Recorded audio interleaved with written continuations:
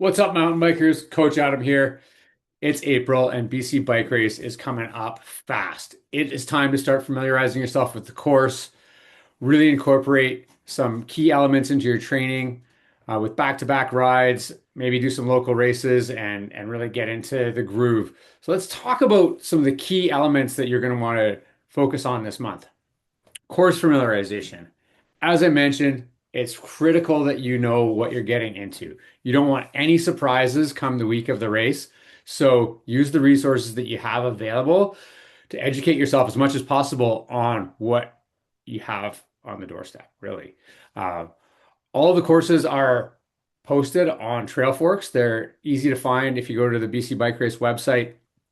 Look under course info and you'll see all the stages laid out there. They're there on Trail Forks. You can check out elevation profiles, directions. There's videos for many of those trails.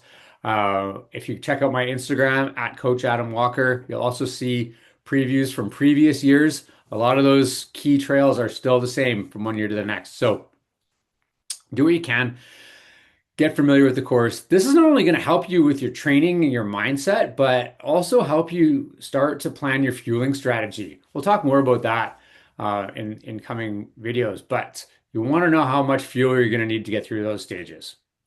Again, this is going to help to build confidence. You're going to want to start to mimic some of the demands of these stages in your training. So whether that's trying to find climbs that have a similar amount of vertical or get out for whatever you expect that distance, that time to take you, being able to incorporate rides like that into your training is going to be critical. Kind of brings me to the next piece about back-to-back rides.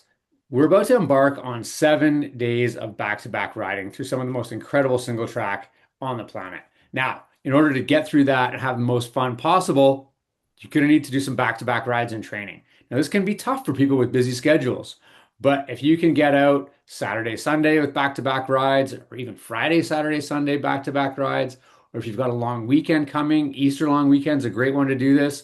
Get out for a few back-to-back rides. They don't all have to be like empty the tank, come crawling home mountain bike rides. You could just do one or two mountain bike rides with one or two road rides mixed in there, or a mix of mountain bike, road, and gravel.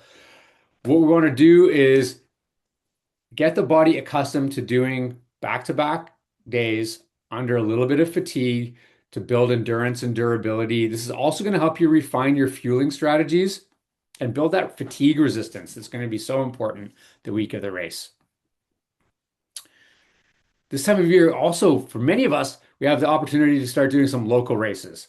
Local races are awesome. They give such a great opportunity to not only support the local scene and be part of that community, but also when it comes to preparing for BC Bike Race, those local races give us a chance to practice our pacing, our fueling strategy, equipment setup, and mindset, getting familiar with racing, just the environment of racing itself, especially if you haven't raced much before and you're doing BC Bike Race, but also to give the body an opportunity to become accustomed to the intensity of racing. So this is going to be a key piece to helping you have the most fun that last week of May here in BC. So again, those big focuses for the month are course familiarization, back-to-back rides, and hitting those local races. Incorporate those into your training plan as you build through the month of April, and you're going to be a lot further ahead towards having the best week on your bike come May. By the time April wraps up, that's when most of the work has been done.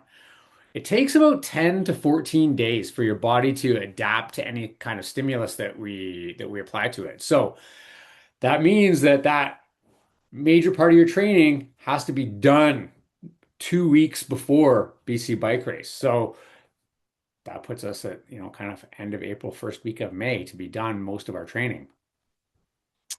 That means that the time between now and the end of the month is critical to your performance and ultimately fun factor when it comes to racing. So have a great month of training out there. Keep the rubber side down. And I can't wait to see you all in May at BCBR 20th anniversary. Man, it's going to be a good time. I'm Coach Adam.